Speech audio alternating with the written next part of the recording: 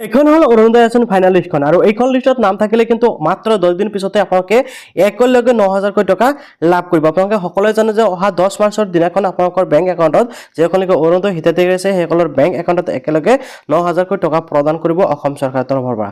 গতিকে আপোনালোকৰ নাম এইখন লিষ্টত অন্তৰ্ভুক্ত হৈ আছে নাই বা লিষ্টখন আপোনালোকে কেনেকৈ চেক কৰিব পাৰিব এই ভিডিঅ'টোৰ জৰিয়তে আপোনালোকক দেখুৱাম। গতিকে ভিডিঅ'টো কিন্তু আপোনালোকৰ বাবে অত্যন্ত গুৰুত্বপূৰ্ণ, অত্যন্ত ইম্পৰ্টেণ্ট। সেই আপোনালোকে ভিডিঅ'টো সম্পূৰ্ণকৈ চাব, লগতে এনেকুৱা ইম্পৰ্টেণ্ট ভিডিঅ' মই চেনেলটোৰ জৰিয়তে পাই থাকিবলৈ আপোনালোকে কিন্তু চেনেলটো সাবস্ক্ৰাইব কৰি ৰাখিবলৈ পাহৰি নাযাব। তো এইখন লিষ্ট আপোনালোকে কেনেকৈ চেক কৰিব পাৰিব সেয়া জনাম। তাৰ কথা চাওক, এইখন এটা দীঘলীয়া লিষ্ট আৰু এইখন লিষ্টত কিন্তু সমগ্ৰ অসমৰ মানুহৰ নাম অন্তৰ্ভুক্ত হৈ আছে। সো আপোনালোকে যদি নতুনকৈ আবেদন কৰিছিল তেনে ক্ষেত্ৰত আপোনালোকে লিষ্টখন কেনেকৈ চেক কৰিব পাৰিব এই বিষয়ে মই এতিয়া আপোনালোকক দেখুৱাম। ওকে, তো আপোনালোকে চাওক লিষ্টখনত আপোনালোকে কি কি বিষয়বস্তু পাব সেয়া মই প্ৰথমতে দেখুৱাই আছো। প্ৰথমতে চাওক, আপোনালোকে দেখিবলৈ পাইছে এইটো সিৰিয়াল নাম্বাৰ পিছতে কিন্তু আপোনালোকৰ বিধানসভা সমষ্টিৰ নাম দেখিবলৈ পাব।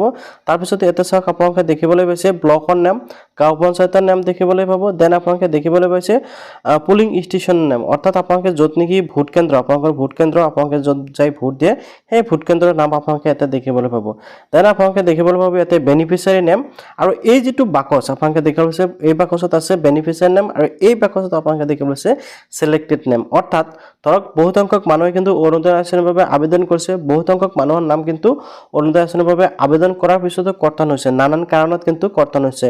কিছুমানৰ আধাৰ ইনভেলিড, কিছুমানৰ ৰেচন কাৰ্ড ইনভেলিড, হয়তো বহুত কাৰণতে বেংক একাউণ্টৰ প্ৰব্লেমৰ বাবে বহুত মানুহৰ নাম কি হৈছে কৰ্তন হৈছে। সেইসকলৰ নাম এইখন লিষ্টত আছে। অৰ্থাৎ যিসকলে আবেদন কৰিছে সকলো মানুহৰ নাম এই যিটো বেনিফিচিয়াৰী নেম দেখিবলৈ পাইছে এইখন লিষ্ট যিটো দেখিবলৈ পাইছে ইয়াতে আপোনালোকে দেখিবলৈ পাব।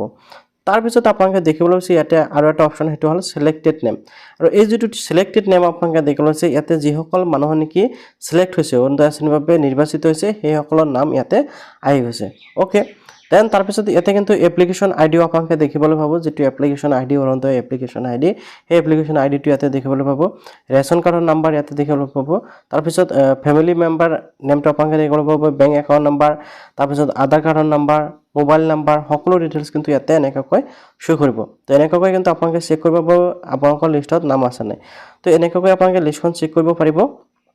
এতিয়া ধৰি লওক আপোনালোকৰ লিষ্টত নাম আছে নাই আপোনালোকে কেনেকৈ চেক কৰিব পাৰিব বা লিষ্টখন কেনেকৈ ডাউনলোড কৰিব পাৰিব সেয়া মই আপোনালোকক জনাই আছো। সো ফ্ৰেণ্ডসকল, আপোনালোকে এইখন লিষ্ট ডাউনলোডিং কৰাৰ বাবে একো কৰিব নালাগে। মই আপোনালোকৰ বাবে এই যিখন লিষ্ট আছে এইখন লিষ্টৰ লিংক ভিডিঅ'টোৰ ডিছক্ৰিপশ্যনত দি ৰাখিছোঁ, তাৰ পৰা ক্লিক কৰি আপোনালোকে ডাইৰেক্ট লিষ্টখন ডাউনলোডিং কৰিব পাৰিব। কিয়নো এই যিটো লিষ্ট এই লিষ্টটো কিন্তু অনলাইনত এনেই এভেইলেবল নহয়, যিটো সময়ত এভেইলেবল আছিল তেতিয়া মই এইটো ডাউনলোডিং কৰি ৰাখিছোঁ আৰু এতিয়া মই আপোনালোকক দি দিছোঁ। আপোনালোকে কিন্তু এতিয়াও ডাইৰেক্ট লিংকত ক্লিক কৰি আপোনালোকে এই লিষ্টটো চেক কৰিব পাৰিব যে আপোনালোকৰ নাম অন্তৰ্ভুক্ত হৈ আছে নাই। তো এতিয়া ফ্ৰেণ্ডসকল, আপোনালোকৰ ভিডিঅ'টো ভাল পালে নিশ্চয় লাইক আৰু কৰিব, চেনেলটো ছাবস্ক্ৰাইব কৰিব, আৰু লিষ্টত যদি আপোনালোকৰ নাম আছে নিশ্চয় কমেণ্টত জনাবলৈ পাহৰি নাযাব। ইয়াৰ পিছতো যদি কিবা জানিবলগীয়া আছে অৰুণোদয় আঁচনিৰ বিষয়ে কমেণ্টত জনাবলৈ পাহৰি নাযাব।